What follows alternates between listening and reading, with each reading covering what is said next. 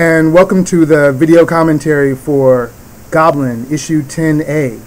I am Solomon Mars, creator of Goblyn, and today I have a special guest commentator because we had a wonderful guest cover. So we're going to have him stick around and talk throughout this, talk about the cover and, I guess talk in the issue as well. So I should probably actually introduce the artist, my friend L.D. Walker. Say hi. Yes, that is me. How's it going? I am L.D. Awesome. So this is a little strange. It's a little different than all the other commentaries up to this point because they've never been kind of a dual thing. It took a lot to just get this up and running.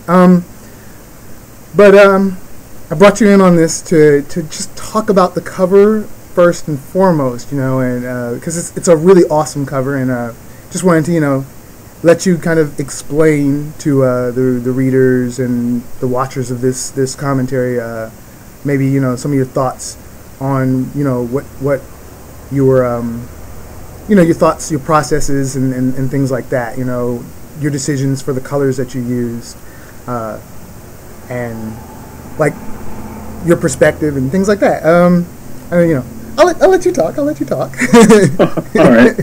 Well, first off, the cover it was originally going to be white, and this looks nothing like that. So it's gone through its own process. First thing I usually do is I work primarily in Photoshop. I mean, that's all of my work now is digital. Yeah. So starting off, this cover, if I could show you a comp, which you'll have later, is I worked off of very, very, very little visual information because, I mean, all of the energy was just going to come in the final drawing. Oh, okay. So I had showed you a preview. I suppose we can give the preview to the readers later on. It's just something extra. Oh, that's true. Yeah. Oh, wow. I didn't even think about adding that in there. But yeah. Yeah, I feel that would work. And from there, I mean, it was just the energy of the moment. I mean, Jeff is a great character. He's fun to draw. I really like drawing him. I mean, if I'm sitting here talking to Smars all the time, trying to get him to let me draw more of Goblin. I mean, seriously, I really like the characters. I like the story. I like everything about it. Yeah. It just came out. What else can I say? Well, no, I completely understand. I mean, yeah, it does happen that way with artists. You said it was originally going to be all white? Yeah, it was usually, well, what I had in mind, it was going to be a completely white cover with some red tones to define the characters. Oh, interesting. Since it was your 10th cover, I mean, I wanted it to be something that was a little bit different from all of the other covers that came before it. Right. And in my mind, a white cover would stick out the most. Yeah, yes, you're right. Yeah. I think I actually I had mentioned it on a commentary, a couple of commentaries prior to this, but not one that you've heard, where I was talking about a lot of the covers were actually dark, sort of cool colors. Mm-hmm. And as I had moved into the piece and I was working on it, the mood ended up being something completely different. And so I went with more of a horror palette. Yeah, it's really haunting. I like it though. You have to have your greens and your reds in order to do proper horror. Yeah. And that's the direction things went in, especially with Sanct's Flames. I mean, the fact that they're red, you can play off of those really, really, really easily. And from there, Jeff's pose went more and more towards the reds becoming greens. I'm not sure how I can explain it. While I was working in Photoshop, everything was red up until the point that you could see Sank smiling in the background. Wow. And from there, I said, I got to balance this thing out. This is too red. Yeah. So I opened up a new layer, and that's where those green highlights came from. I actually put in the green highlights before I actually did any of the other shading. Oh. And so Imagine what that looked that's like. kind of where the energy of the piece came from. I worked it all out in about 4 hours. I was really going at it. This is the piece where I had learned how to really use the lasso tool in Photoshop. Oh. So it's a lot of lasso coloring. I just take the lasso tool, make a selection, and then I have some hotkeys set up on my Cintiq, which is what I work on, a Cintiq 12WX. I'm so jealous. Well, I have it set up so that I just tap and then make a second tap, and it fills in that selection. So I can work pretty fast that way. That's cool. And this whole process was me just doing that, just selection, tap, and it worked out. It was a great flow. I could keep moving. I could just select a color and just move. Cool. Because on my end, Smartest had told me about this cover about 2 weeks in advance. Was it only 2 weeks? Yeah, it was 2 weeks. Man, I'm sorry. I could have sworn it was longer than that. Oh no, 2 weeks was fine. I mean, you gave me a 2 week advance notice, and so it was my fault for for just coming up with the mock-up and not going any further than that until about the day before it was due, and I still couldn't get around to it until the night before it was due, and so I had to move. Yeah, sometimes inspiration strikes when you're really down to the deadline, under pressure, kind of thing. You know. It's really Yeah, weird. thankfully I had thought about it. I worked up a strong enough visualization, a thought form, to just jump in there and make it happen. And the flow was just beautiful. I had Metroid playing in the background, just Metroid Metal, and that worked. It had the right kind of energy to just work through the whole thing. Nice.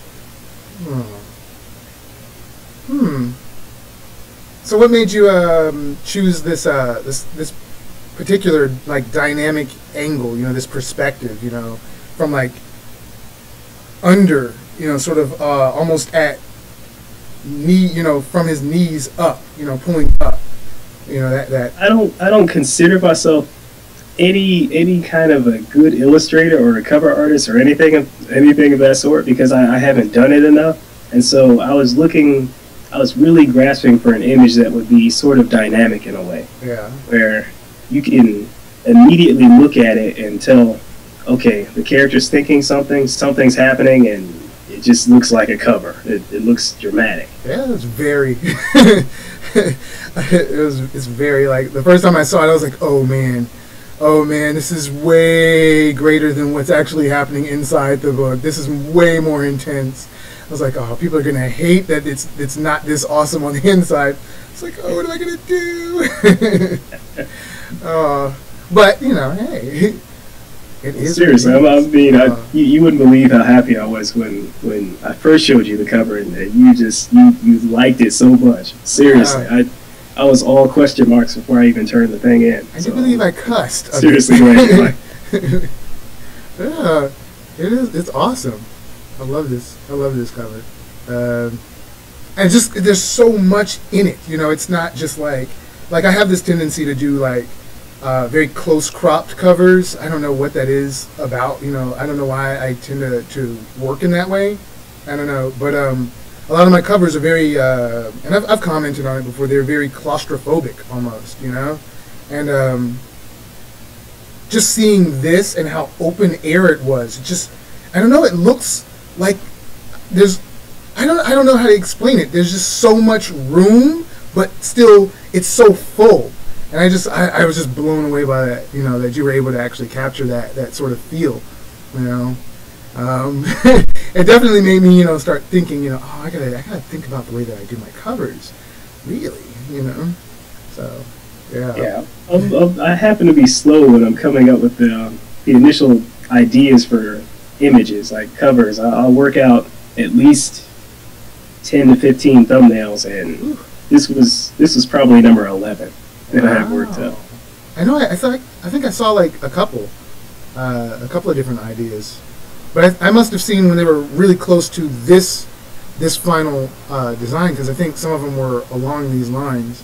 I think, I don't know. I know I have them somewhere in a folder um, on my desktop somewhere. Yeah, I think I still have them. I'm not sure. So I'll have to put. I think I'll. Do you mind if I put them in the pack?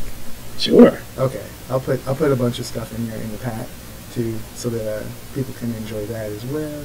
That'd be kind of cool. A little extra bonus treat. So yeah. So I don't know. Anything else to say about the cover? I mean, Usually, while I'm working on an image, I save work in progress shots. Oh, yeah. I didn't get to do it for this one. Oh. That one, I feel that this one actually would have been a nice one to see how it went from start to finish, because there were a lot of changes that happened. The elements in this image, Jeff is on his own layer, the flames are on 2 separate layers, Sank is on about 5 different layers there in the background. His eye is like 2 layers, the black and his mouth are 1 layer, the highlights on top of that are a separate layer. Things like that, and the colors and everything were just flying all over the place until it settled down on this green-red balance. It's just the right kind of balance. It took a while to nail down. It took a good hour or so just to finagle the colors into something that worked at the end. At first I was just trying to get the placement, the negative spaces, all of the fundamental stuff down pat. Right. And then after that, it's just the tweaking. Wow. Well, bravo, sir. Bravo. You did a very, very good job of that. Well done. Like I said, I'm just happy that you liked it. Yeah, man. Oh, that's awesome. It's weird, like, even though I've looked at this cover a million times, like, seeing it now during this commentary, is almost like seeing it for the first time again. So I'm like all smiles and my eyes are all wide and stuff, which is a great feat for me because I have tiny little eyes. But I mean, it's just like, I have a grin across my face. It's huge. Just like, it almost looks like Sank's. But yeah, oh man, that's awesome. All right, well, I mean, I guess since you're gonna stick around for the entire book, you want to hop into the book, I mean, and hear me ramble? Yes. Yeah? I've got it open. I've got it right here. I'm good to go. All right. Well, I'm gonna scoot on in. I guess I'll just have to tell you which page I'm on in order for you to catch up. I mean, because I guess this is more so for the people watching this. LD is actually viewing this from his desktop, and it's separate from the recording that I'm actually doing. So I have to inform him where I'm at exactly, but we're both viewing the same exact file. So what you're seeing is what he's seeing. But yeah, I have absolutely no, I just kind of walk into these things. I'm letting you know that I don't know what I plan on talking about at all in this story. Yeah, I guess I'll just talk about like. First page, I just kind of started off, just kids. I don't know why I decided to go with this intro with kids playing, other than I needed a transition. I needed an excuse to show the aftermath of Sune, Sethire, and 26 coming into the Red Castle and just automatically introducing that chaos that they are. And just kind of, it seems kind of, I guess, cliche, I don't know, to have, kids playing and then, they see the thing, the dead body, that kind of thing. But, and then it worked in my mind. And I mean, I guess it works in execution on the page. I'm not sure. I like the way that it looks, though. It has these really strange, this sort of muted palette, which is kind of going back to an earlier commentary that actually you, LD, have not heard, where I was talking about, I used a lot of colors that were muted on purpose, because we're talking about people that are they don't have a lot of money to spend on extravagant fabrics and things like that. So the colors that they use are more from around the area. It's sort of a reflection of the area. You know, everything is supposed to seem sort of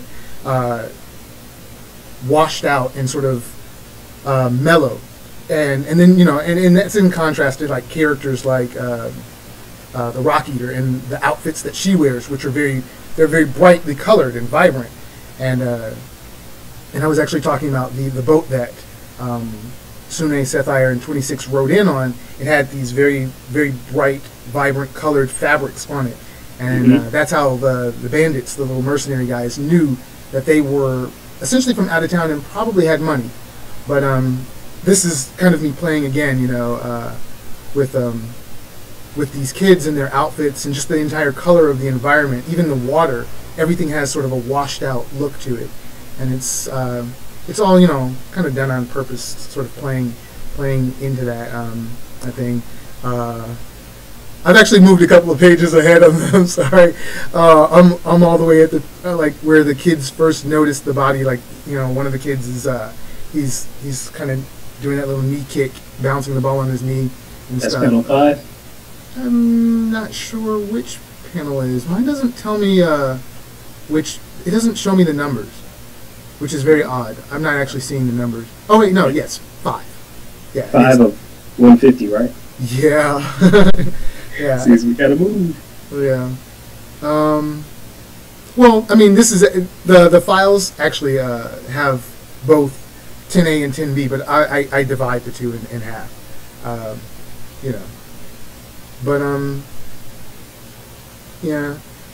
I'm just gonna kind of scoot through these. I was actually going to have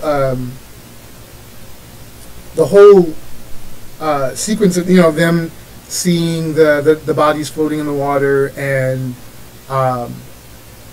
running off. I was going to actually have them see the bodies, run off, and go tell the guy's dad and his uncle. And I was actually going to show them running up to the house and talking to these adults, these authority figures. And then I was going to show an actual sequence of the people walking around and trying to figure out what was going on, and accidentally coming across the mech that was being used earlier in the story.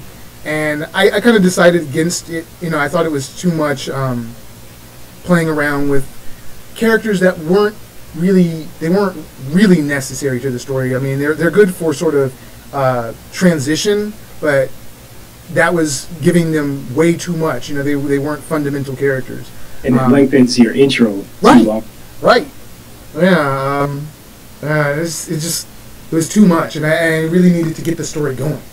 So I just needed to at least let people know the fate of these characters, and to sort of cue that those three were dangerous. You know, Sune and Sethire and 26 were very dangerous. So yeah.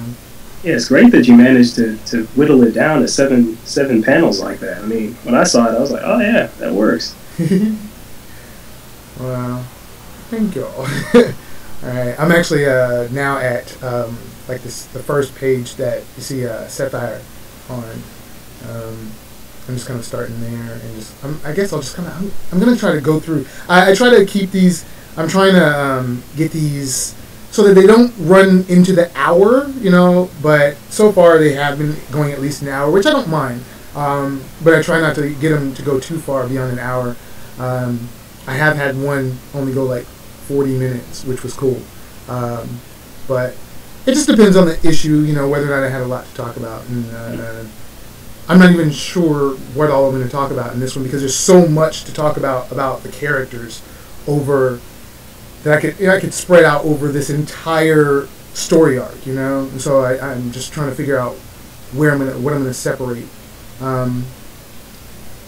Yeah, I was listening to your past commentaries. The thing that interested me the most was just hearing you talk more about the characters and maybe what you were thinking when you were drawing something in the background. And I know it's subconscious when you're just drawing background objects and things like that, but Yeah. Those are things that I pay attention to, and I look at them and I say, now what?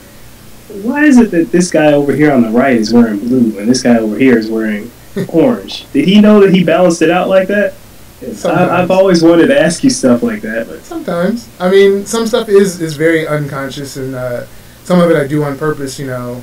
Like, I'll sometimes I'll just rush in and just color stuff, and then I'll pull back and I'll look and I'll go, oh, wait, an even better color. And some of it is just natural, you know, having an understanding, taking art classes all my life, you know, through high school and then in college and all that kind of stuff, and just seeing color, you know, other people that have an understanding of color theory, eventually you kind of have an understanding of color theory, things like that. But, you know, it's not all intentional, but I wouldn't say it's all accidental either. I think it's just kind of the natural state of an artist. Eventually, you know, they get to that point where things are just kind of natural. Yeah. Oh, I'm actually going to talk about this panel that I'm on now, where Sapphire hits this. She hits this barrier. Barrier. That's a word. Yeah. That's a problem I always have with these commentaries, is finding the right word. You know. But and this is kind of me playing on her recklessness, and I had actually mentioned this in a previous commentary where bringing out the characters, their personalities a little, and showing that both Sapphire and Sune, they're very reckless, but it's kind of like an adrenaline high that they're on, from, you know, using logic. You know, it can do that. You know, it can you know, just really make you just an adrenaline rush. And so Sapphire and Sune often give into that, and they're not disciplined. It's not that they're not well taught or that they're not skilled, but they're not disciplined. You know, they haven't sought beyond their initial training to sort of perfect their skill and perfect, you know, just being human, just being a regular person. I mean, you should be more aware of things and, you know, your surroundings. And I was just kind of playing up the fact that they're not, you know, and especially, and they just let the high take over. Yeah, and they're just letting this whole situation just get to them, and they're just like running all over the place, just being crazy, and so like she's actually, you know, the Rock Eater is actually kind of lecturing her, and at the same time giving like the readers a little bit of, you know, like sort of background on Jeff, and the fact that he's the same way, and apparently he's always been this way, and no matter what she has tried to teach him, he and even they, you know, like they just it didn't sink in, but it, you know, like it's also kind of me, you know, playing around with the idea that, you know, sometimes certain things they come with age and experience over age, and that's her thing, you know, is that right. She's learned, you know, this discipline and to pay attention and how to use logic, and it's because she's older and she's traveled the world and things like that. And I know it's not all necessarily there in the dialogue, it's not all on the surface, but some of it is, it's in between the lines and things. And I will tell you, LD, now that I sometimes do slight spoilers as to things coming up. I sometimes talk about stuff that in a way that it's things that will be applied to the story later. So, sorry. Yeah. Well, as long as the spoil level isn't above, like, out of a scale of 1 to 10, if it isn't higher than a 4, then we're good. No, it's. I usually stop myself before I you know, ramble too far into, you know, serious spoiler territory. But I usually talk about things in a context of, you know, the overall story, since it's all in, you know, I know the entire story in my mind. I tend to talk about things sort of in an overall sense, so it's a little weird, you know, when I talk about what the characters are actually saying and what it means. You know, I don't know. Let me start explaining it to you. Yeah, and so, you know, like in here it actually shows the picture of you know, it's where the hands that have been constructed are actually creating incantations along the base. I'm on the same part. I was going to ask you now. Now, how are those hands? So did they take the paint and they just started going? Is that how it went? Yeah. Like it was the result of what Sapphire had done earlier when she got knocked back and she knocked over the table and all the stuff, all the jars fell on the ground, and so you had all this stuff breaking. And I really should have left. There was a scene that I took out where you saw all the jars shattering and you saw the paint splashing, things like that. And I took that out because it looked ugly. It actually looked bad. And I didn't replace it. I just took it out and left it out. But this was sort of the aftermath of that. The Rock Eater kind of took advantage of that situation and the fact that she wasn't paying attention, and actually created these hands that grabbed some brushes and actually dipped into the ink and started creating an incantation around her that kind of made a force field around her and it just kind of imprisoned her in this thing. And I don't know. It's a little weird, but I kind of wanted to show some of the diversity of her skill, the Rock Eater, and the kinds of things that she can do. She can manipulate essentially an inanimate object such as the ground. I mean, the surface, this rock that it's made out of, and move it like it was an extension of her own hand, And I mean, when I saw that, I was like, "Whoa!" Yeah, that works. Yeah, she's a little strange like that, and definitely there'll be more playing up of stuff like that as the story plays on.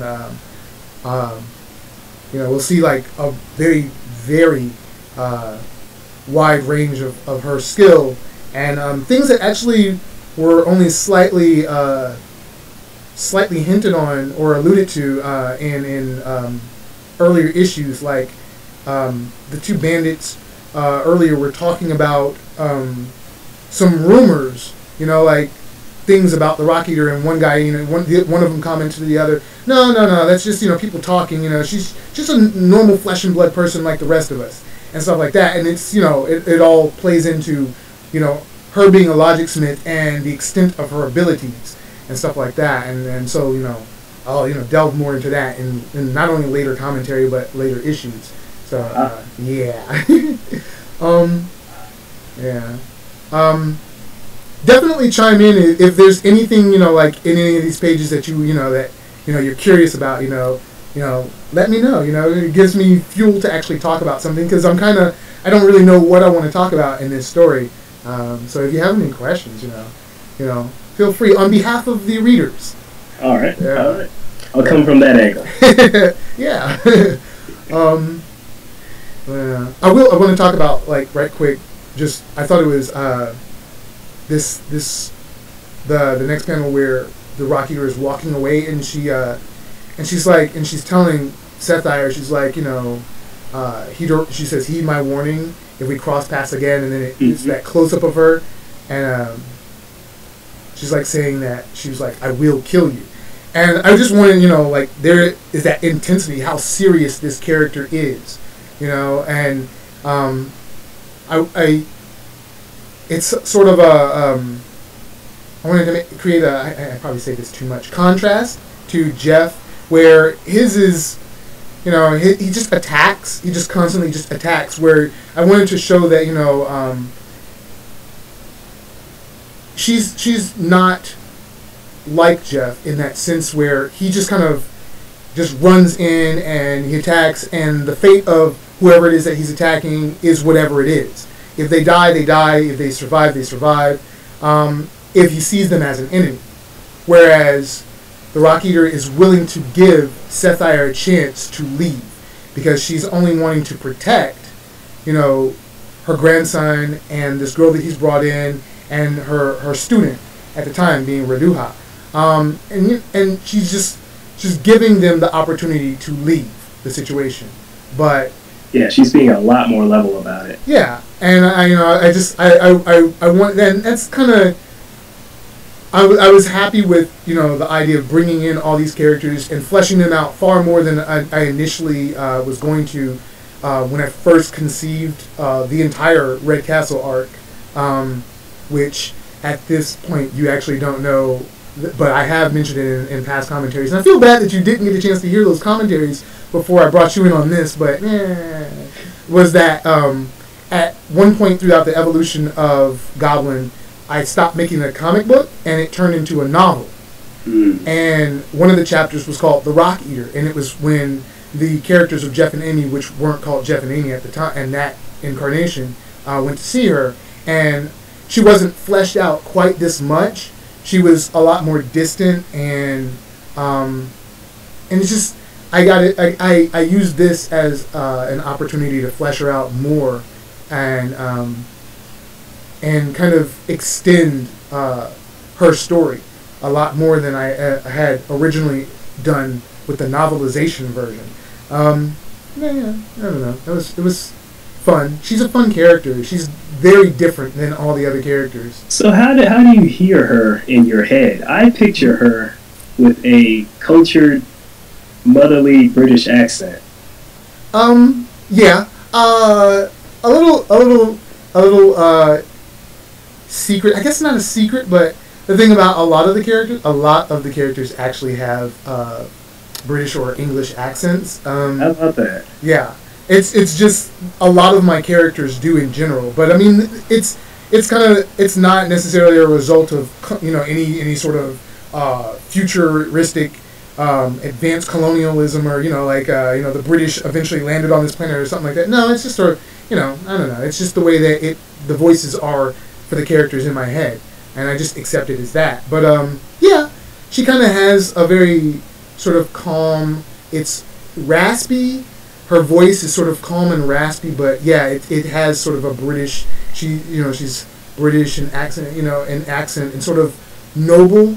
Very gracefulness to her voice. Not what I guess what some people would interpret as sort of stuck up, but not so much, but worldly. She's seen things, and where most people would, she could easily be the kind of person that would be outraged about the things that she's seen. She kind of accepts and understands them, and which is something that she tried to teach Jeff, and that's something that's actually sort of been played around with or talked about a little between the characters in a slightly later issue. That Jeff just has never really been patient enough to understand what it is that she's trying to get him to understand. But then again, this is me just playing around with what comes with age. You learn patience and. Good way to say it. Huh? Good way to say it. Yeah, and that's really what a lot of this is that when I put these two characters together is playing with that whole thing. But yeah, a lot of actually one of the characters, Frez, the guy that actually runs the Slug Hut, doesn't have an English accent in my head. He sounds like a California surfer dude. He actually kind of sounds a little bit like me, except far more extreme. Yeah, I can see that. Yeah, I can see that. I don't know. So, not every single character has an British accent. Some of them have other accents. It just depends. But most of the primary cast, they seem to have that accent, but not quite like hers. But yeah. So I moved on to page 16. And just Sapphire just succumbing to frustration and just anger, and she's just going nuts. And that's just I kind of wanted to introduce the characters as sort of being really, really extreme initially. I wanted to show kind of the same way that I showed Jeff in the first few issues, where I showed all not necessarily all that he could do, but just how absurd he can be with his abilities, and just how off the wall he is sometimes, and then go from there and kind of pull back and show the characters kind of playing out as characters. And so I kind of wanted just from the jump to show Sapphire being very extreme and just going ballistic, and I mean, it is a frustrating situation being trapped like this and then having someone essentially threaten you. it's like being called out, you know, and or called a coward in a way, you know, or really, you know, having your ability, your skill, being called out. And I mean, that's kind of how she sees it, and that's how actually all three of the characters constantly are seeing the situation. Initially, they saw it as a challenge, you know, what's, you know, kind of like a devil's duel is what the term is when two logic smiths go against each other, or actually any, as long as they're dueling, you know, it's called a devil's duel. And initially that's how they saw it, you know, when they realized that not only Jeff was a logic smith, but also this other person, his grandmother. They don't know her as his grandmother, but this other person was a logic smith, and even a master logic smith. They saw it as, oh well, this is a challenge, and then to be trapped like this for her is just kind of, it's like an insult, and it's frustrating for her, and she just, you know, rage, and I wanted her rage and her frustration to manifest almost physically, you know, with the like the lightning and stuff that's happening in the electricity. Yeah, it's all this. Yeah, well, yeah, I guess electricity is more accurate. You know, it's not necessarily lightning, but yeah, it's like electricity. It's static electrical, and it's, you know, physically manifesting itself. And since she's self-contained, since she's contained in there, it's sort of causing that little the smoke to kind of puff up and everything, because it's actually if this was animated, which it's not, and in my mind it's animated. It would actually be sort of dancing along the ground and sort of ripping up the ground. And I guess I could have shown that, and I didn't. Sometimes I regret not showing little details, but, you know, it's sort of like a tangent, and it would be too much.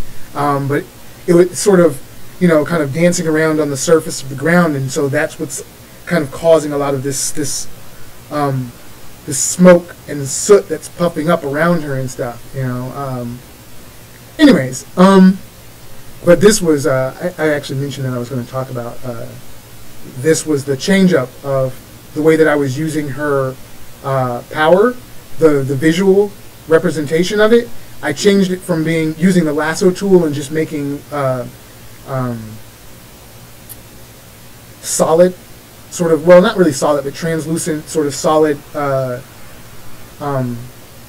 physical depictions of the incantations, like I normally do with Jeff when he's sort of throwing his incantations around, like blades cutting through stuff and things like that. Initially, I started off showing her like that, and then I said, no, I don't like the way that looks, and so I changed it so that it looks more like a lightning or electric effect, you know.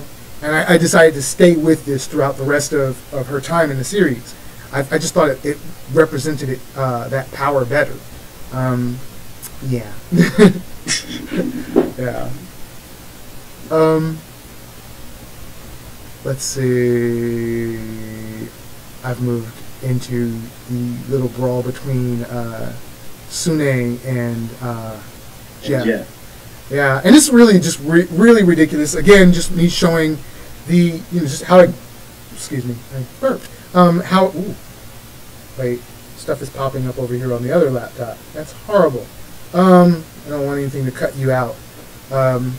But showing how extreme, like I said before, how extreme and just kind of over the top, and how Sune and Sethire kind of succumb to the chaos, that can happen, with logic, if you don't, because this is essentially like opening a door to the knowledge of the universe, and so that can drive a person crazy. You can get a little full of yourself and just go kind of nuts, and so I wanted to just play around with it, and that's what's going on with Sune here, and Jeff looks away from her for 2 seconds because something else is going on, and he knows that other people that are involved in his life are maybe involved in that. So he looks over there, and Sune just kind of goes nuts, and she's just like, "Don't look away from me!" And she's screaming at him. Headbutt. Yeah, and it's just like, that's the kind of person that she is, where she demands your attention. You're fighting me, and that's the kind of her character is like that. But it's just that kind of, it's that kind of thing where it's an insult. They feel insulted. It's like, no, you're supposed to be fighting me. This is you and me. Don't give anyone else attention. And I mean that's sort of more so Sune's character than it is Sethire. Both of them feel really insulted by the situations that they've been put in, but Sune is a little bit more of an egotist than Sethire is. Sethire tends to kind of keep it to herself, and you can see it in the things that she says, that she kind of sees herself as the leader. She's very she's a little obnoxious with some of the things that she says in that sense that she's full of, you can kind of tell she's full of herself, but sees herself as maybe smarter than the others and maybe more skilled than the others. And I had mentioned that she's also kind of the middle child, even though they're not related. She's sort of the middle child of the trio, and so she kind of keeps Sune and 26 from going at each other. But Sune is very the sort of extrovert of the group. She's very, very outgoing, and her ego, is on the outside. She wears it on the outside, and so she just any little insult gets to her. 26 insulted her before, talking about how the Rock Eater was able to make shapes out of her manipulation of the surroundings, and Sethire she can manipulate, but she can't make shapes. She just makes jagged, chaotic, that's the result of her using her power, her logic. And she was kind of insulted by what 26 said, but at the same time frustrated, and she just kind of took it out on the environment, and she does it a lot, actually. But yeah, I don't know. Did you have any questions about anything? I'm just kind of for that headbutt. I think I see 3 different drawings for that head. Yeah, there are actually at least 2. There were at least 2.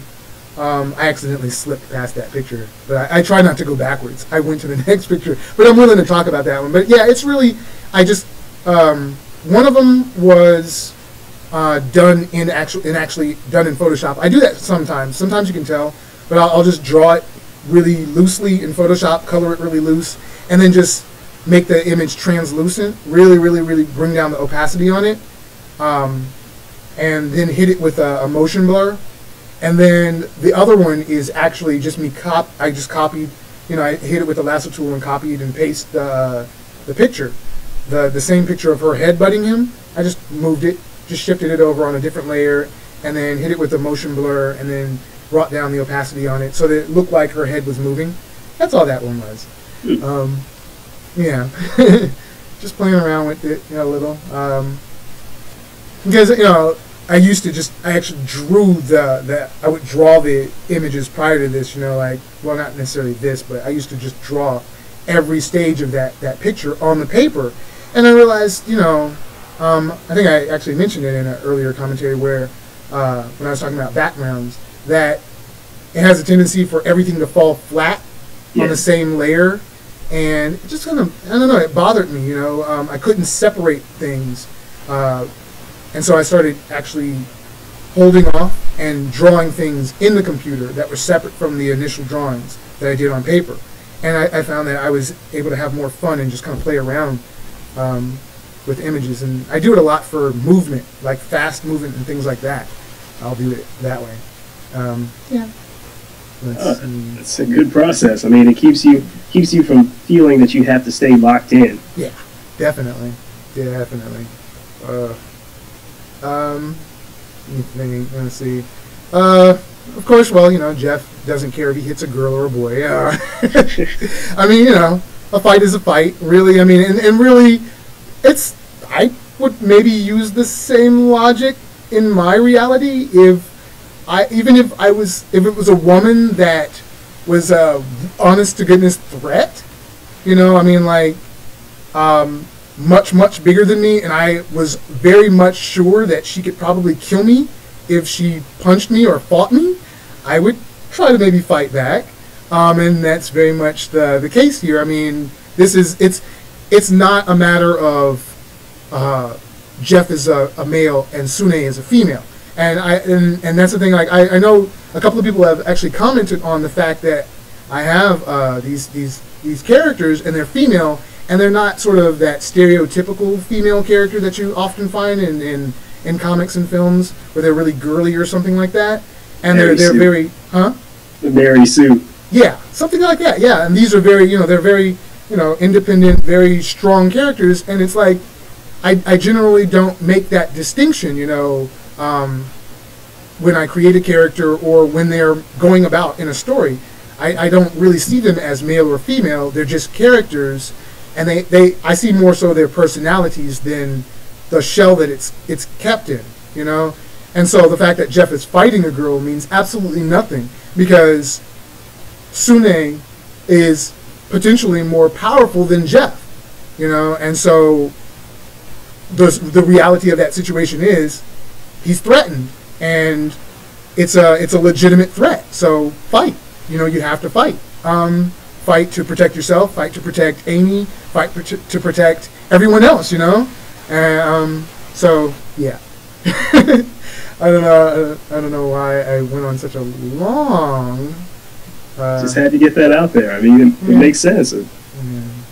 For Jeff's situation, she's a threat. Yeah. You don't fight back, you're dead.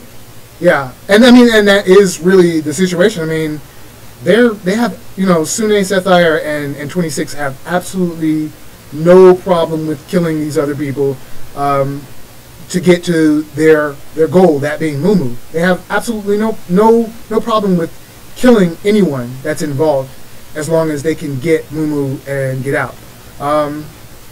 And so, I mean, that's, they say it a million times. Kill him, kill him, kill him. They say it all the time. And it shows in their actions that they're pretty serious about this. But, yeah.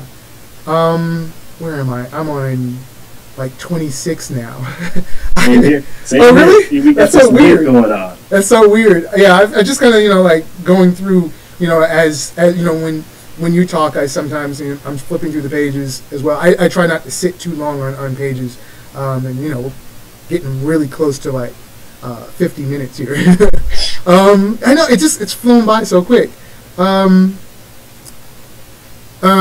There's not a lot to talk about like any of the things actually going on in the pages.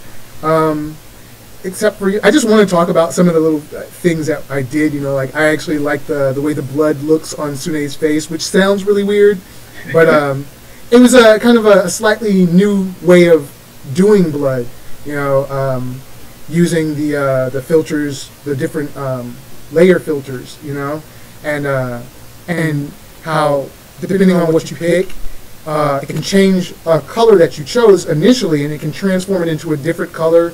And bring about a different translucency to it, and that's what was going on. And it was completely accidental that I came across making blood look like this, and I thought, okay, that looks a little bit more like blood to me than that bright, vibrant red that usually you see blood as. Unfortunately, I have seen. I mean, we've all seen blood, but I've seen. Up close and personal, like what happens when blood settles and it starts to dry instantly and things like that, and it has that sort of brown. It's not really red; it's sort of brownish, Yeah, yeah. And so having a past in hematology for a very short time. Yeah. I mean, the oxygenated blood. I mean, as soon as it comes out, it's always, as far as the colors of blood. I don't know if people in media actually think about this, but when it comes out of the head, that's the brightest that your blood's going to be on your entire body. Yeah. Any other extremity aside from your head. I mean, it's not that same kind of bright, vibrant red, and you nailed the right color for this blood. Really? Yeah, it's cool. It's a very specific look. Cool. Yeah. There are some instances where I made it that bright, but it was really a matter of the technique that I was using doesn't always work depending on the color it's sitting on top of. Sometimes it, and actually, I think there is an example of it later in a later issue where it turned really, really dark against Riduha's outfit, and so I had to just completely eliminate that technique and just make solid color and bring down the opacity of it. But for Sune's face being the color that it is, it worked fine, and I was kind of happy with that. Yeah, it works there. Yay! So I'm at what 28 now, where Sune is sort of she's being grabbed by all these hands, and again, this is just the Rock Eater showing off her ability, me showing off the ability of the Rock Eater, and that she can manipulate things. It's just all these little hands grasping at Sune and yanking her hair and really restraining her and holding her down, and then covering her completely in this little shell and stuff. And now with these hands, is there a little bit of a Full Metal Alchemist a nod to that, with the way that the hands are shaped and the little square edges there? Because that's kind of what it reminds me of whenever I look at it. I'll be honest, I never actually thought about it. It's very possible that it is an unconscious sort of thing. I never thought about it. It just seemed, Go take a look. I mean, it's serious. It's like, wow, it reminds me a lot of the way that Hiroma Arakawa had drawn the hands at FMA. The little squared edges. It's a very specific look, and here it makes complete sense too. Yeah. I think that's what it was for me for the most part, was that it, in context of what it actually is, these little rocks and stuff, these little hands coming out of it and stuff to grab something, and their shapes and everything, it just kind of made visual sense. And it's possible that all it was I saw it there, and it made sense when I saw it in that work in FMA, and I just was like, oh, okay, yeah, that makes sense. And then subconsciously it just kind of transferred itself over, because I don't think I've ever done I've never had a character use abilities like this before. And so, I don't know. Who knows? That's the thing. That's the wonderful thing about like the human mind and the artist mind and stuff like that. You're always being influenced by all the things around you, and you're hardly ever noticing it. But easily someone else can walk in and go, "Hey, that looks like such and such," and you go, "Yeah." And the thing I try to stress, like when I talk to a lot of artists, is don't get offended by that kind of thing. If something that you create is similar to something that's already been established, it's not a bad thing. It just means that your brain, saw that connection. It made that connection that was a very logical way to do that. Or it just made sense, or maybe it just appealed to you. But it's not a bad thing at all. Yeah, I mean, it's a compliment in a way. Yeah. The way that our minds work, we make associations. Yeah. Just to categorize things. I mean, definitely. For the most part, the artist takes it like personally. It's not a personal thing. It's just the person, the other party thinking out loud, trying to figure out exactly what that work is most like, because they haven't had enough time to figure it out and get used to it and Definitely. Find out the work on its own for its own merits. Yeah. I think that goes right into playing into that whole sometimes things come with age, and understanding that is sort of the nature of the artist kind of comes with age too. When we're younger, we often do take offense to someone saying, "Oh, that looks like such and such, and that looks like such and such, and that's just like that." And and we're like, "No, I'm my own artist. I'm an individual. I made this up." I mean, I definitely was like that. I mean, and and that's just the nature of the artist is. I mean, we're just taking all this stuff in without even really noticing it most times, and you just kind of you realize that a little bit more as you get older and start really exploring your art, and the craft of it. Yeah, you become more objective, because so much of you is in your work when you start off that it's really hard to separate from it. Yeah. Oh well. Okay. I feel like we went on. Hey, tangents are fine. It's not really a tangent because it was relevant. So I don't even know what page this is where Jeff is yelling at his 29. grandmother. Oh, no, it's 30. Oh, is it? Where he's like, "What are you talking about? Yeah. Amy won't get killed." That's not what he sounds like in my head. Yeah, I mean, you know, that whole back and forth between them, it just kind of Jeff. He just doesn't have. I wanted to establish that Jeff doesn't have the best relationship with his grandmother, and we'll explore that a lot more later on. Definitely during the Golden Runes mini arc, as to why exactly. You know, not 100%, but pretty close to 100% why his what this relationship is, and why, you know, he takes the stance that he takes. Because you would assume, you know, her being in the position of being his grandmother, he would be a little bit more respectful, and he's just not. But he sort of is that way with everything, and I just also wanted to show that that whole side of, in Jeff's world, when Jeff is out on his own, he takes the responsibility. He is his own. He sees himself as the adult, but now he's faced with the reality that he is a child. Especially in contrast to his grandmother, you know, who is much, much older than he is, and so it's just kind of like he's sort of having to deal with being put back in this place that he tried to escape from the first time, you know. And I don't know, it's an interesting sort of, you know, situation between the two. Are you still there? Mm-hmm. It's a good dynamic. I wasn't sure if I lost you or not. No, I was here. I was just listening. Like, oh yeah, that makes sense.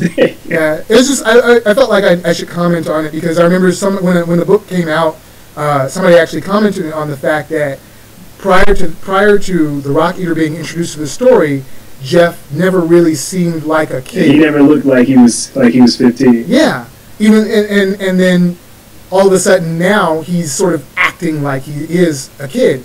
And it's and that's, I was actually happy that came across, you know, that before he didn't seem like it, and now he does, and it's because of the situation that he's in, you know, and he doesn't. And I wanted to, you know, come across that he doesn't like that kind of situation. He doesn't like.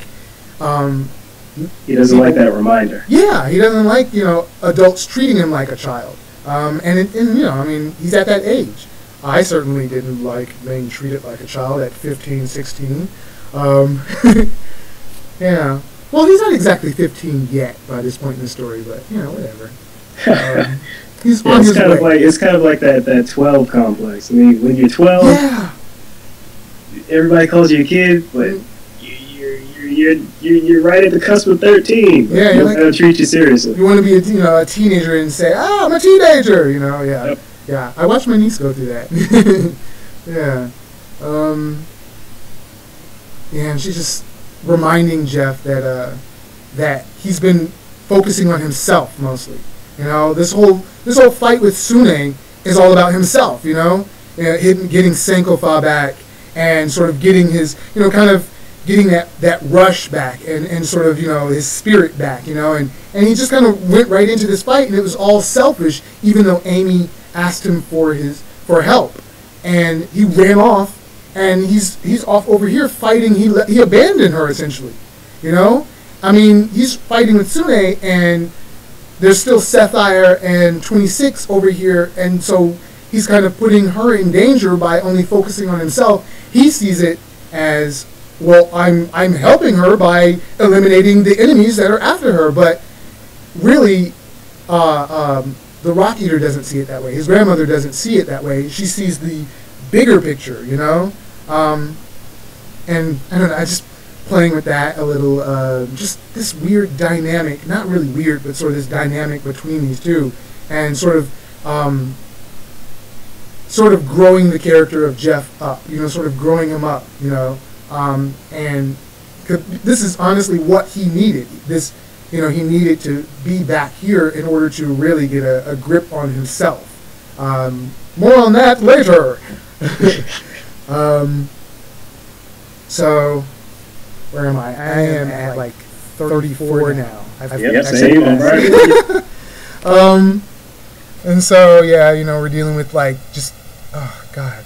Sapphire just fuming at this point. So much to the point that her nose is bleeding, and she's just... I wanted that picture to seem way more intense than it is, and, I don't know, it comes across okay, I suppose. Yeah, the eyes are intense. Yeah, I wanted to show there was some strain. You see the veins, really stressing in her eyes and stuff, and the blood coming from her nose and stuff. And I wanted to show her gritting her teeth and stuff, but I just kind of I pulled back and decided to just go ahead and finish the book off and just and show some other things like this couch, the couch actually catching on fire and smoking and things. I actually added in a little bit later as an element. It was a thought that I had while making the book and then dismissed it. I just totally dismissed the idea. I was like, that's never going to work. People aren't going to really understand what that is. And then I thought about it later on after I did the book and I flipped through all the pages before I started lettering. And I went, no, that might actually be a good visual, to show just how intense her power is and that it's already seeping outside of this incantation that she is being held inside of. It's affecting the entire room. This almost like heat that she's letting off, and to show like the intensity of her power. And how really angry she is. And if I had the ability, I would have shown like the couch completely burst into flames. But again, I was just like, let's just move this on. Let's move the story along. Let's move it along, and and then I just went ahead and had this explosion happen where she finally broke through this encasement that she's in. I just kind of had her break it, and you can kind of see like the table shattering, and you can see the couch just kind of being just torn apart by the explosion, which probably would have maybe killed people, or if they had been in the area. Who knows? I don't I didn't really think too much about that. I just wanted to show the intensity of her power. But I'm sure if it can slice those things in half, then it probably could have damaged people. But that is her character. It's just she wouldn't have cared. She honestly wouldn't have cared. Not at that point. She's lost it at this point. I had fun with this explosion. I went through several versions of it, changing colors. This is actually a cropped image. Like the final image is actually cropped for some odd reason. Really? Yeah, the picture was bigger than this, and it's actually really stupid because there's nothing really in that room beyond this picture. And I was like, why did I make this so big? So I cropped the image in, and the only reason I was able to do it is because this image is completely done in Photoshop. Like I didn't draw it at all. I did like my loose my red line, my sketch, my roughs are all done in red line, and that picture is really, really big. But I went into the computer and did all the solid lines completely in Photoshop. Everything here that you see is done in Photoshop 100%. And so it was much, much bigger, so I cropped it because I was like, it's just silly because you couldn't see any of the other stuff in the room. I didn't draw it in there in the sketch. And it really, honestly, I didn't think it was necessary to do. Because I just wanted to focus on the explosion. Yeah, that explosion's got some nice shapes. The first time I saw it, I was like, I can see that animated. That's yeah. I like explosions. I like animating explosions. That sounds really weird.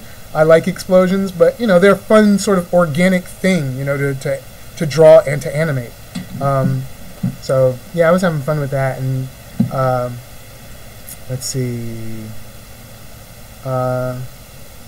38, and she's just kind of huffing and puffing there, just stuff just flying off of her, the little electrical discharge just kind of popping off of her and everything, and I just having fun with art, and then a cut to Sune completely encased inside of this shell, just completely encased in there. And I was thinking about like walnuts. The whole time that I was doing this, I was thinking about walnuts and how hard it is to break into like walnuts and Brazil nuts by hand. That's true. And I was just thinking about what it's like to be inside of a walnut, and that's what it's like for her inside of this thing. And the whole reasoning behind this wasn't to really stop Sapphire and Sune 100%, but to give Jeff, Amy, Reduha, and the Rock Eater enough time to escape. And that is the whole reason why the Rock Eater did what she did. It wasn't to really stop them, but to slow them down. She sealed them to buy time. Yeah, because she could tell from the beginning that they weren't going to be able to stop them then and there. You know, she saw too much, again, her thinking about other people and not just herself. She could see that instantly that they were very chaotic, and any fight with them the end result would be just tearing through this entire facility, the entire Red Castle, and possibly injuring innocent people. And so she was like, really, we need to separate ourselves. We need to lead them away. And so she had to slow them down to give enough time to lead them away, you know, to get away, and then eventually lead them away, you know, because they will follow. She knew they would follow. They're just, you know, too dangerous, and she recognized that. And I think she slightly makes mention of such a thing in the dialogue. I don't remember. I feel bad for not remembering a lot of the dialogue. But and then you just kind of see Sune sort of break out just as Sapphire is walking into the main hallway leading to the elevator. I was going to actually have a whole part where they went down the elevator. I tend to, you know, do that where I'll, you know, kind of think about too much, you know, as far as the story, you know, like adding too many extra details. You know, like I was going to have them, you know, showing them walking down the hall, going to the elevator, and going down the elevator to find Jeff and the Rock Eater. And I was just like, that's just too much. You know, it's a comic. I can make jumps as transitions, and people will understand that, you know, clearly they had to go one of these routes in order to follow them. You know, so it's sort of implied, you know, without actually showing it. Mm-hmm. But I often want to show it just because I like showing this entire world, you know. But it's just sometimes it's a bit much. Yeah. Sapphire seems a little bit calmer here than I initially wanted her to be. But I don't know, it's just kind of, I realized that I can't have them yelling at each other, just going crazy, screaming and yelling at the top of their lungs. It would seem too much. So, despite the fact that, you know, both of them are clearly very, very frustrated, very agitated, and, you know, the adrenaline is pumping, they're still able to have a conversation, but clearly their conversation is very intense. They're very intent on killing everyone at this point. They are like, you know what? We're just going to kill everyone. And I mean, that's just kind of, you know, that's the way they are. And I just wanted to make them seem a little creepy at this point when you see them realize what they have to do, and that is wake up their pets. And they're sort of pets, but sort of almost like the idea of familiars. I don't know. Well, I guess I assume you're familiar with the concept of familiars. You know, as far as with like witches and warlocks and things like that. You know, and they have the familiar. Familiars? No. This is man, really? Well, you know, we'll probably talk about it later, but well, I don't know. But yeah, you know, like that's, you know, the whole concept behind a witch and a cat, having a cat. The cat is often a familiar. It's the person who's actually performing the magic. This animal acts as a bridge between their mortal self and the spiritual world, or even this world of magic. You know, I'm talking about like witches and warlocks and things like that. And for me, when I initially conceptualized I don't want to use that word anymore. But when I first thought of, you know, like this version of Goblin, that's when that's kind of what the all these little animals and things, these sort of sidekicks, not really sidekicks, companions were for a lot of these characters. They were their familiar. It was sort of their bridge between the lesser universe and the higher universe, because very much so, like the sprites that Sethire and Sune actually own, well, they're just that. They're sprites. And sprites are beings of the middle universe. So they kind of are the bridge. And so for them, they're companions. They're sort of like companions, sort of like pets, but also, they take on that sort of familiar, that familiar role. And they don't necessarily use them like the way that Jeff uses Sankofa. I mentioned this in an earlier commentary, is completely alien. That's something that none of them had ever seen, which is why they were just kind of like, in the earlier issue, they were really like, what? This is interesting. What am I seeing? and that's kind of like, everyone has that reaction. If you notice, like, everyone sort of reacts the same to seeing Jeff wear Sankofa like that, because he has almost a symbiotic relationship, and that's what the Rock Eater commented on. It's very alien. It's very unusual. It's not common. It's never been done as far as any of these logic smiths have known. It's surely not been recorded for anyone doing something like this. But they don't have this relationship, that kind of relationship with their sort of pets that they have, and so I see by the terms that you're using. To them, like you're saying, it's like pets. Yeah. And so, but the thing about it is, if these creatures were in their own environments, they're not. It's not like they're unique. They are from their own what's considered thresh. Like a tribe of sprites is called a thresh, and they are in their own environments. They're their own. They're almost like people. They have their own societies, and everything. And while they may not be just like these guys, in their society, they're it's very much their own. Like a lot of animals do. And I guess I shouldn't call them animals, because they're more than animals. They're just sort of other life forms on this planet. They're not exactly like animals, like, say, the arachnid-like creatures from earlier on in issues. Those things were animals, truly, through and through. Yeah, so anyways, tangents, rambling.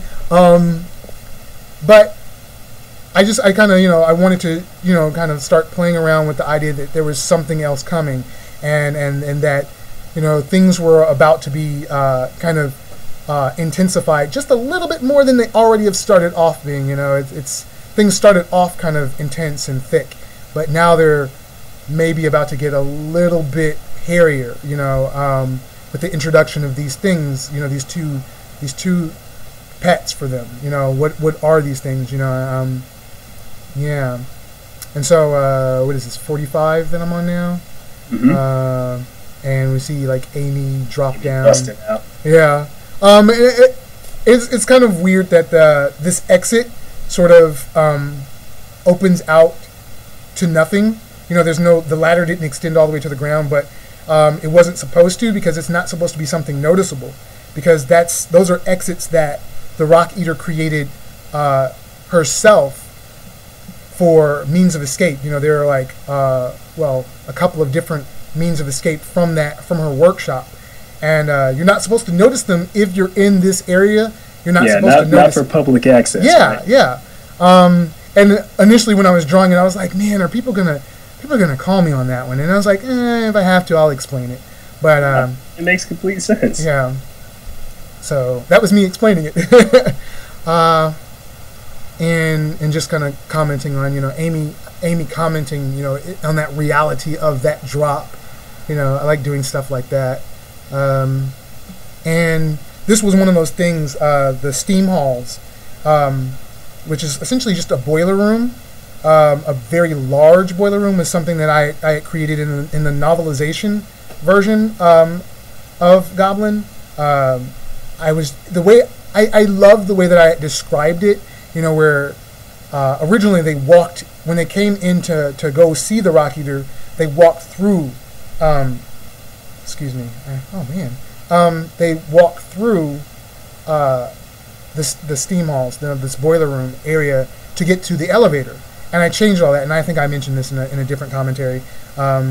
And I was being so detailed about all the stuff you could smell the rust in the air, and you were walking through, and it was so humid in there that there were water puddles on the floor and things like that, and so I wanted to sort of get that in the images, try to get that, and some of the colors that I saw in my head.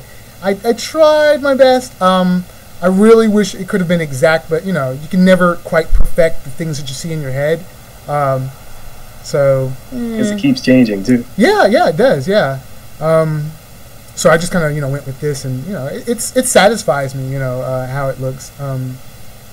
But yeah, I'm just being pursued, and the page where you see 26 sort of descending by way of his staff. Where he's sort of using it almost like a ladder, but it's still attached. It's on his back, and he's sort of lowering himself down with it. I was actually going to do that in a sequence where you saw his feet come in first, and then it comes down, and then eventually you see this picture. And I was just like, oh, I don't want to draw all of that. I was being lazy, and so I feel like I missed something, which could have been a really cool sequence, of showing him sort of descending. You do have something in that shot. I mean, that boiler back there looks kind of happy. Huh? You say it looks happy? Yeah, look at it. It's like it's making a face. Oh, which page are you on? I'm not even sure which. 48. 48? I'm not sure which page I'm on. I'm sure, I can see it in my head, and I know, yeah, they did look like they had faces. I'm on this page where where you can see, like, the staff is broken into the ground and stuff, and he's lowering down. You saying, Yeah, like that one. There was supposed to be a whole sequence in there, but, oh well. And so the next one, and he's talking about he can smell them, normally, and I wasn't actually, and I think I mentioned this before, I wasn't sure if it came across that he was blind or not. Yeah, I was gonna ask about that. Yeah. Like, is he blind? What's going on and that was the thing. I didn't want to just outright say, oh well, he's blind, and I thought I actually had Sune call him a blind fool at one point in time, and I thought I wrote that in there, and I'm not sure.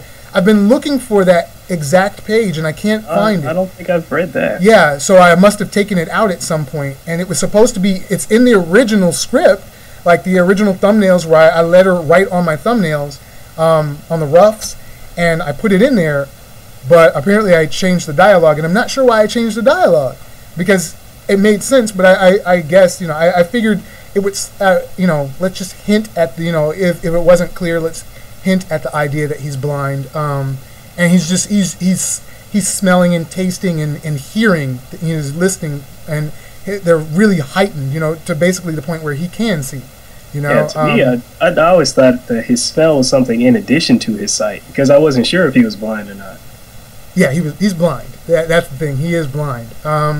He was supposed to go off on a whole tirade about it, in another issue when he's talking to Reduha, and I actually cut that part out. I'll talk about that in a different commentary. Sorry. But yeah, and he's actually in this environment, and in the entire Red Castle, like all the smells, that I don't know if you've ever been in like a sort of an older warehouse or a sort of an industrial complex that maybe is an abandoned area, because I don't know, like what kind of places you've been in, but like I've been in a lot of abandoned warehouses and old industrial buildings, facilities, and when they take on that oxidization and just the metal and the paint, and you can all these smells that happen, and that's what's going on in here, not just in this room, but also in the entire Red Castle, it being old and sort of eroding slowly over time, and just kind of deteriorating. You get all these smells and these different things happening. On top of that, you have this room where it's being filled with steam, and so it's kind of throwing off his natural ability to just to see with his nose. But he's letting them know, well, he will adjust and he will find them. I don't know when Reduha's hand got cut. I never had an excuse for when it got cut, but that was part of the whole way that 26 was able to hunt them down, was that he could smell the blood on Reduha's hand. There was a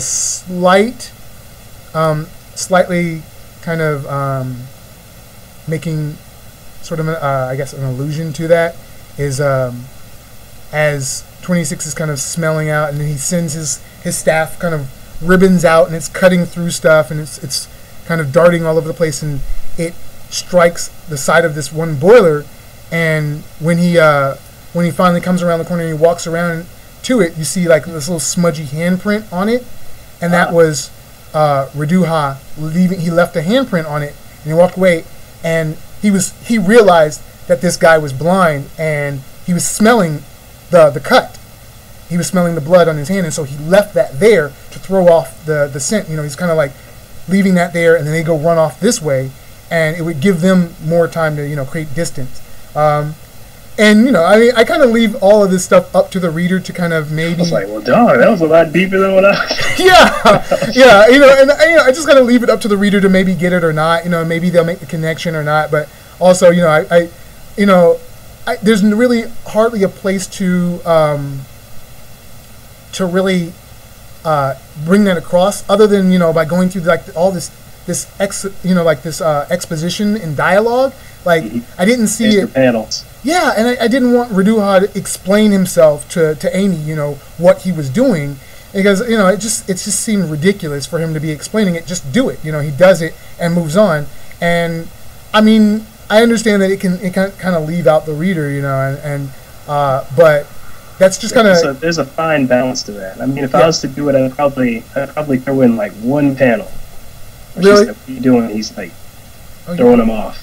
Something like that. Yeah. And that's the thing. I could have done it, but sometimes I have a difficulty trying to really relay the story, the message, and stuff. And I don't know. And sometimes I just throw my hands up in the air and say, well, maybe they'll see it, maybe they won't, maybe they'll make the connection, maybe they won't, and maybe they'll come back to the story later and notice things and make connections later. But that's also why I do this commentary, is to sort of in case that connection wasn't made, hey, I'll talk about it. I get an opportunity to talk about it.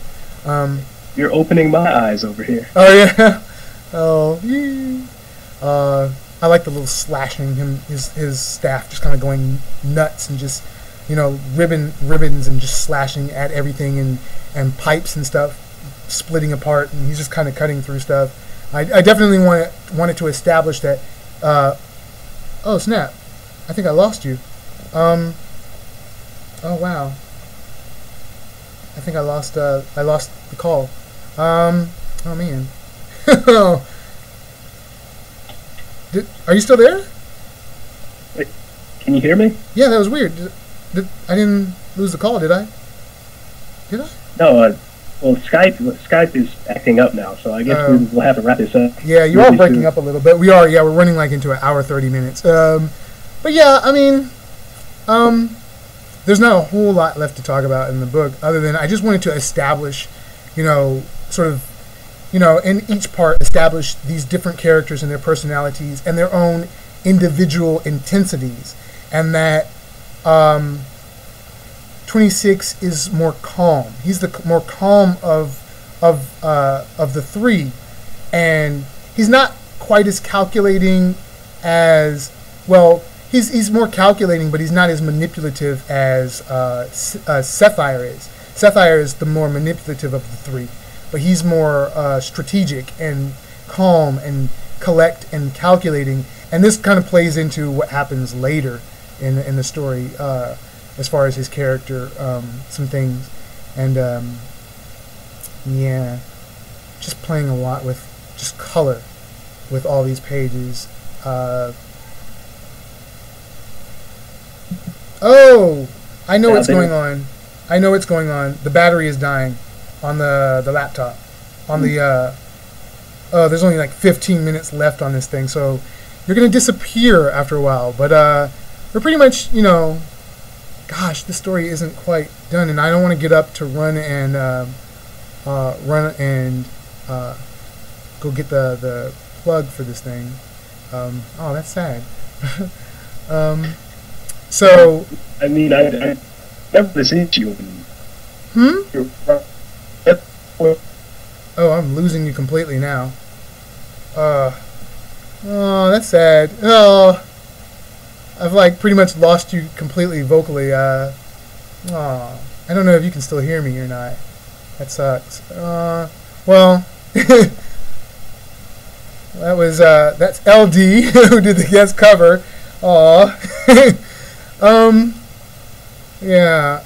So that was awesome that he joined me on that. Maybe he'll join on 10B or even later issues. I'll just try to continue on through this story. So with Reduha kind of being chivalrous, and standing in front of Amy in the midst of this attack, which is very much could kill him, and he just kind of puts himself out in this situation. He's just like, it didn't matter, he was, automatically he decided he needed to protect her. I know people commented on that, he won some points with people because of that.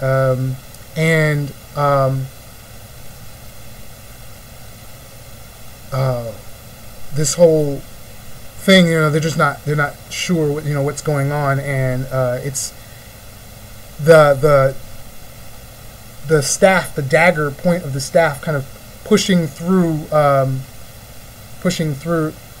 Reduha and into Amy, and it looks like it's just cut right through, and that they're somehow still alive, and it's just all it's very strange. But you see, like 26 sort of admiring it, and oh wait, hold on. Well, it doesn't really. I could. Well, no, I was thinking I could. Can you actually hear me? Can you still hear me even though you can't respond? Oh wow, that's funny. Oh well. I wanna maybe try to bring your voice through on the desktop, but I don't know if I have to recall you on my desktop or not.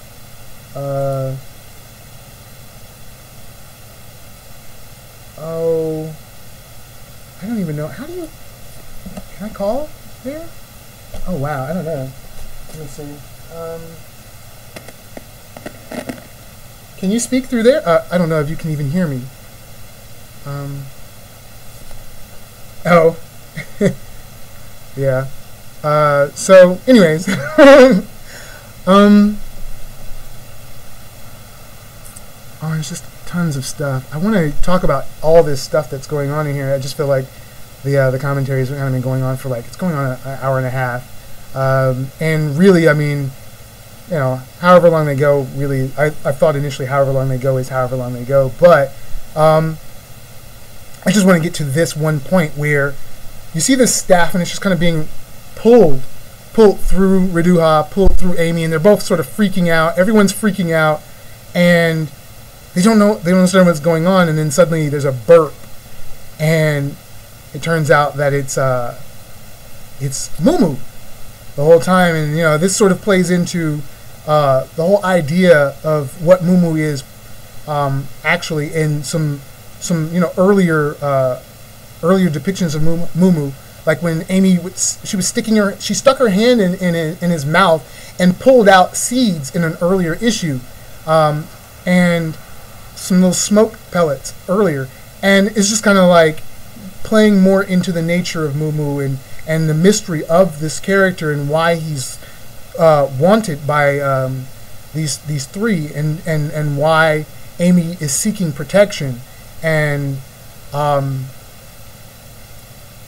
then we just kind of get into this thing where 26, who up to this point has been a fairly composed character, suddenly starts sort of himself freaking out a little, I wanted it to seem definitely more intense, more extreme when he does it than how everyone else has. Definitely more dangerous because he's been so calm, and then you just sort of see him using a bit of this ability, that his incantation where he's actually bringing something through his hand, which I didn't really go into detail too much as to how or why he has done that, but there's honestly plenty of time to explain stuff like that, not necessarily just with him, but with plenty of other characters all throughout the series. It's not something solely unique to him, but it's definitely a lot like the earlier ability when Jeff was running up the side of the wall. That was something fairly unique to him that they had never seen before. This would be something that he had never seen done with. He's never done something like this, like what 26 is doing. And it's not solely unique to him, but it's still a very unique thing. Other logic smiths could possibly do this, but it's not something that's done by a lot of them. And so, yeah, he's just very dangerous now, seemingly. And he talks about the staff belonging to his father and his father before him and stuff, which would explain why it has made him shift from being very calm and collect. This is a very a deep-rooted personal possession, and so yeah, he it's personal, so it's a little different for him. And finally, the reveal that Reduha actually can use logic, and we show him finally using it, because prior to this, it was never really clear whether or not he was a logic smith himself, or if he was just sort of a general assistant, because the first time we're introduced to the character, he has a gun, and normally a logic smith doesn't need a gun. They wouldn't really need it, and so I wanted to make it unclear right off the bat, and so and then at this point reveal. So yeah, that is Goblin 10B. I'm not sure if LD can still hear me. Unfortunately, we lost him. I think partly because Skype was acting up, and partly because the battery ran really low on this laptop. I should have just brought the cable. But I want to thank him for coming in and talking and joining me on the commentary and talking, giving more insight into the making of that cover, that awesome cover. And I want to thank the readers and for joining me and yeah, even LD on this commentary, and hopefully you join me on 10B and beyond. So thank you, and goodbye.